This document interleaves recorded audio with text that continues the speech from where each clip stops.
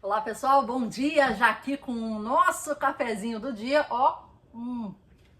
Mabookers, vamos continuar aqui a leitura do O Ato Criativo do Rick Rubin. A gente está na página 27 e vamos continuar aqui com a nossa leitura comentada. Se você ainda não curtiu aqui o nosso YouTube, já passou da hora, curte o nosso YouTube, se inscreva no nosso canal e dá um like. Não custa nada para você e pra gente, dá uma ajuda demais e faz com que a gente continue aqui trazendo para você conteúdos gratuitos de qualidade. Então eu te agradeço. Se ainda não faz parte do nosso WhatsApp, vou deixar o contato aqui embaixo também. Lá a gente manda todas as informações, descontos, atividades, nossa agenda, né, links e tudo mais. E o nosso Instagram, que é onde a gente faz também a nossa divulgação aí na rede social. Então, sem mais delongas, vamos continuar. O invisível. Pela definição convencional, o propósito da arte é criar artefatos físicos e digitais, encher prateleiras de cerâmica, livros, discos. Embora os artistas não tenham consciência disso, a obra final é o subproduto de um desejo maior. Aqui já estou discordando. O propósito da arte é criar artefatos físicos digitais. Já não acho isso. O propósito da arte não é isso. É muito mais do que isso e muito mais abstrato do que isso.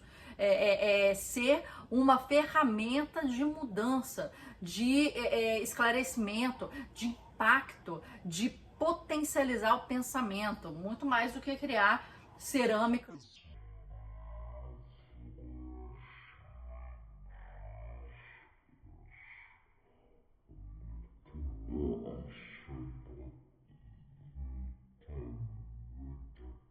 Aí dentro e a transformação dentro daqui. Então já comecei não curtindo.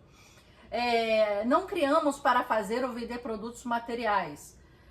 O ato de criação é uma tentativa de entrar num terreno misterioso, o anseio de transcender. O que criamos nos permite compartilhar vislumbres de uma paisagem interna que está além da nossa compreensão. A arte é nosso portal para o mundo invisível. Aí sim.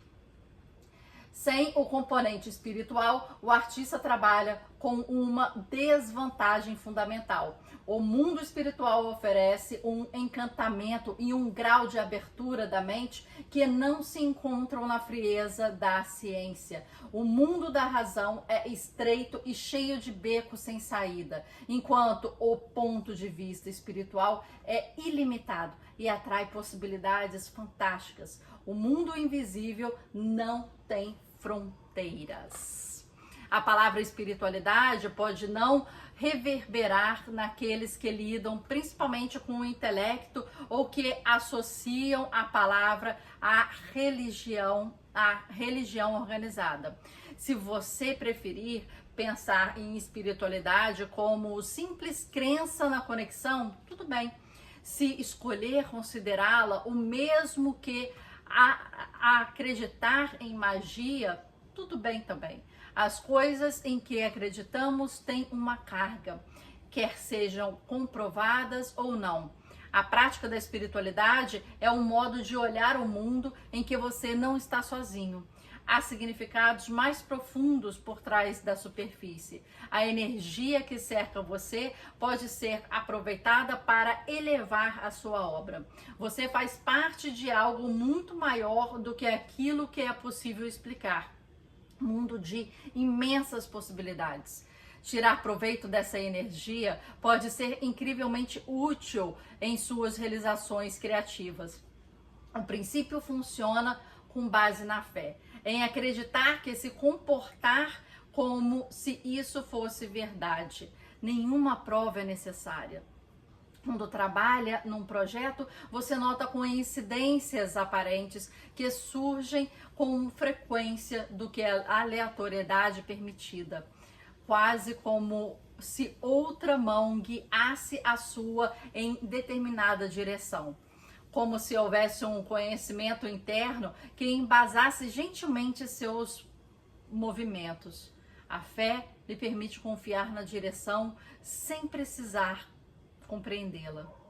Preste especial atenção nos momentos que o deixam sem fôlego.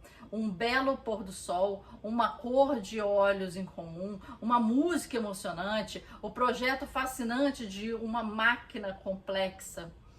Quando uma obra, um fragmento de consciência ou um elemento da natureza nos permite acessar algo maior, isso é uma manifestação do seu componente espiritual. Isso nos concede um vislumbre invisível. Não é incomum que a ciência acabe alcançando a arte. Nem é incomum que a arte alcance o espiritual. É como se ele estivesse fazendo um caminho, né? A ciência, a arte e o espiritual, aqui nessa última citação. E é interessante que ele começa falando da definição convencional, né? É o propósito da arte é criar artefatos, né? E depois ele já fala que é uma tentativa de entrar em um terreno misterioso.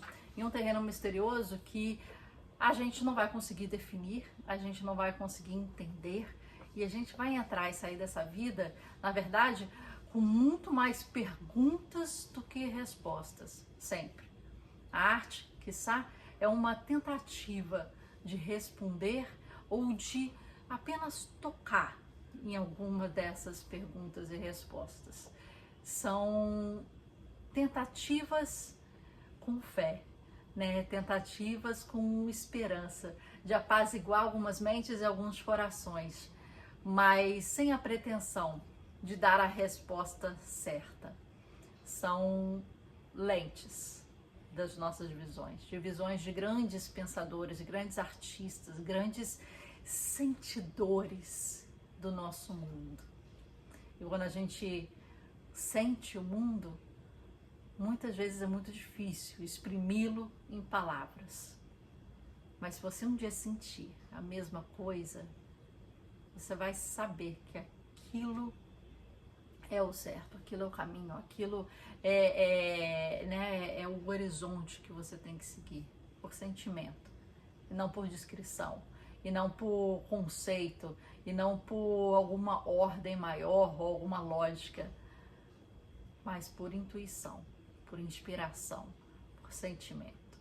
Eu acho que é assim que o artista tenta trazer, né, a sua obra de arte para o mundo mais espiritual, trazer certos questionamentos que a gente tem, certas respostas que a gente precisa para um sentimento, e que mesmo que não esteja explicado de forma lógica, já sentir um pouquinho já faz o ser humano se sentir um pouco melhor, um pouco mais guiado, um pouco mais justificado, dentre tantas perguntas de por que estamos aqui, né? Para onde vamos, o que fazemos, por que existimos, né? Por que somos assim, dentro desses vários pontos de interrogação.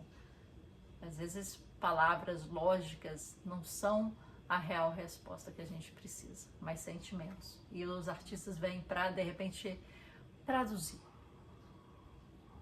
ou pelo menos tentar traduzir esse grande mundo, esses grandes pontos de interrogações para nós. Página 30, próximo capítulozinho, procure pistas. E eu tinha anotado aqui para melhorar as suas ideias. Então vamos ler aqui e vamos ver que insights ele traz. O material para a nossa obra nos cerca a cada passo. Está entrelaçado nas conversas, na natureza, nos encontros casuais e nas obras de arte existentes. Quando você estiver buscando a solução para um problema criativo, preste muita atenção no que acontece à sua volta. Procure pistas que indiquem novos métodos ou caminhos para desenvolver melhor as ideias atuais. Um escritor pode estar num café, trabalhando numa cena, inseguro quanto ao que o personagem dirá em seguida. Uma frase entreouvida entre uma conversa de outra mesa pode dar a resposta direta ou pelo menos o vislumbre de uma possível direção. recebemos mensagens desse tipo o tempo todo quando nos mantemos abertos a elas. Podemos ler um livro e encontrar uma citação que salta da página ou assistir a um filme e notar uma frase que nos faz parar e rebobinar. Às vezes é a resposta exata que procurávamos, ou o eco de uma ideia que fica se repetindo em outros lugares, implorando por mais atenção ou confirmando o caminho em que estamos. Estas transmissões são sutis, estão sempre presentes, mas não é fácil recebê-las. Se não estivermos procurando pistas, elas vão passar sem que sequer notemos. Eu anotei aqui que a gente tem que ter então um olhar atento e uma pergunta afiada, porque se a gente não estiver com um ponto de interrogação na nossa mente e com um olhar atento, tudo vai passar sem a gente perceber. Lembra quando a gente está grávida e a gente começa a ver várias grávidas? Quando a gente está comprando um carro e que é um carro, né, sei lá, sei lá, C3 azul, você vai ver um monte de C3 azul aí. Então, assim, é a nossa atenção que molda o nosso mundo. Permaneça aberto às conexões e considere aonde elas podem levar. Quando acontecer algo fora do comum, pergunte-se por quê. Qual é a mensagem?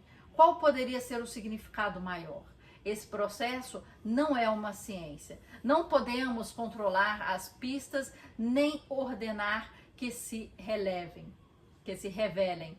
Às vezes, ter uma intenção forte de encontrar as respostas específicas ou de confirmar um determinado caminho ajuda. Às vezes, deixar uma intenção completamente de lado torna mais fácil encontrar a melhor saída.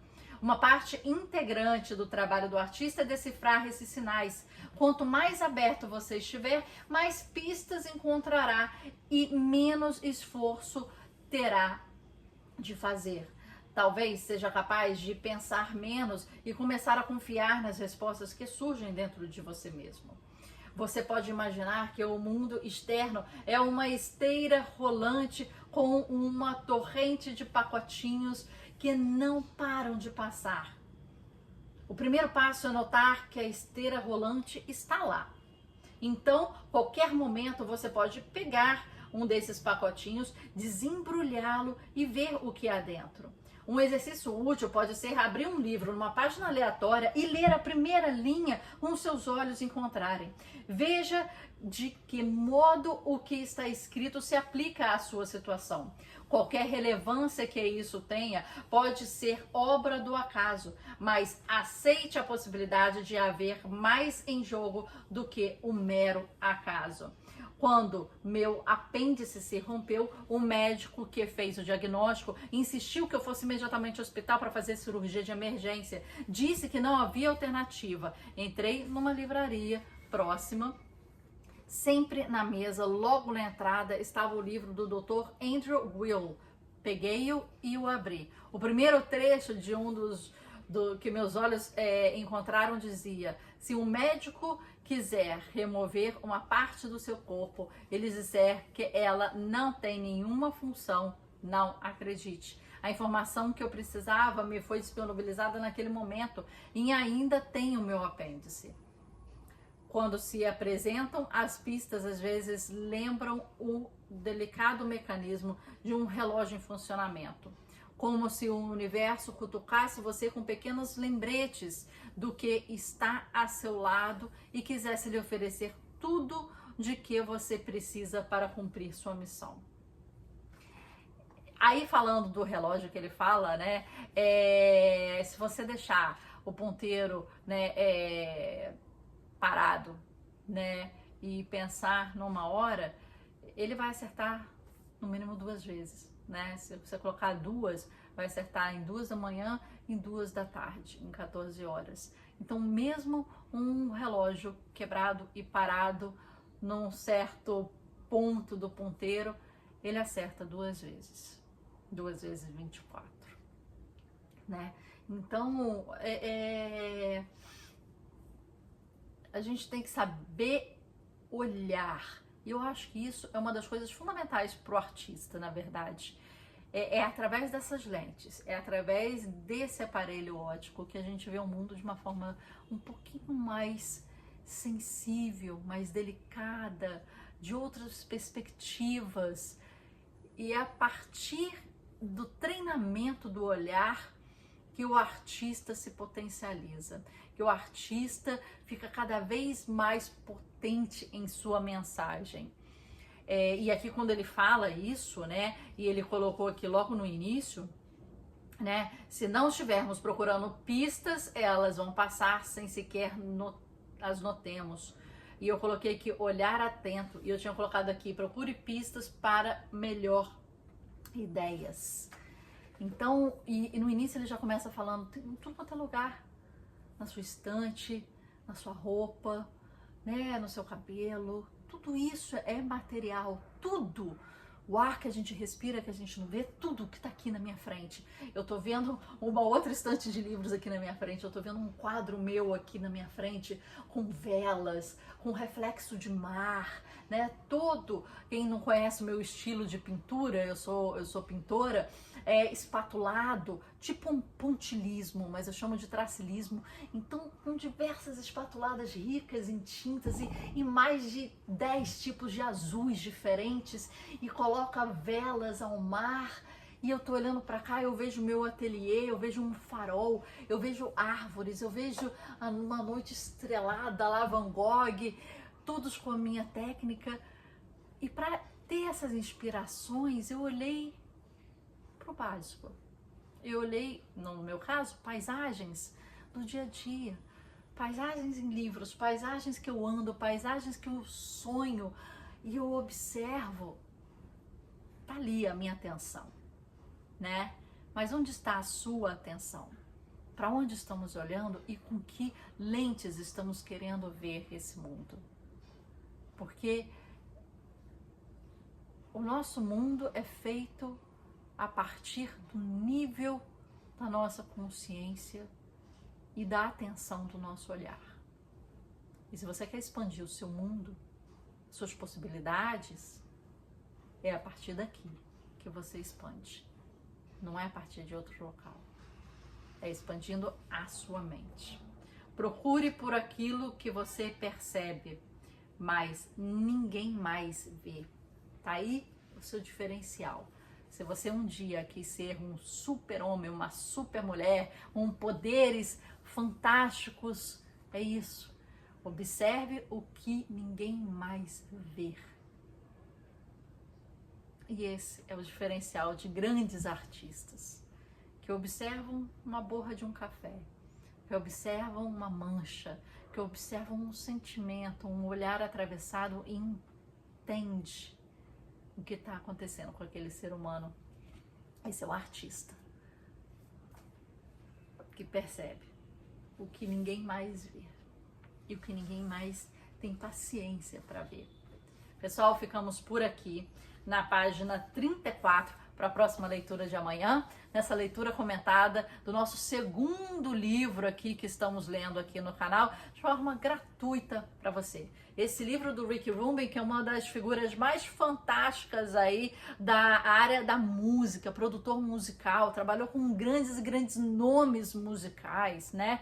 Lady Gaga e muitas outras bandas. Um cara que você vê podcasts deles e muito mais. Aqui ele deposita alguns insights, né? Que ele pensou, né? São capítulos super curtos, a gente está lendo mais ou menos 2 por dia, é pouco, mas é pra gente interiorizar, não adianta a gente passar batida, pra gente interiorizar realmente os conhecimentos dele, os insights dele, porque no próximo capítulo ele passa para outros insights. Então, essa é uma forma da gente estar mais atento aqui, e o comentário é para isso. Mas eu espero que você comente também, discorde, concorde, complemente o que eu falo, né? Mande referências, coloca aqui na legenda o que você achou, o que você pensou, o que te fez lembrar aqui dos insights que a gente teve ontem, a gente teve hoje, e te espero amanhã aí na próxima leitura aqui do canal. Todos os dias, 8 horas, aqui, leitura comentada com você do nosso livro da vez desse ano. Espero você.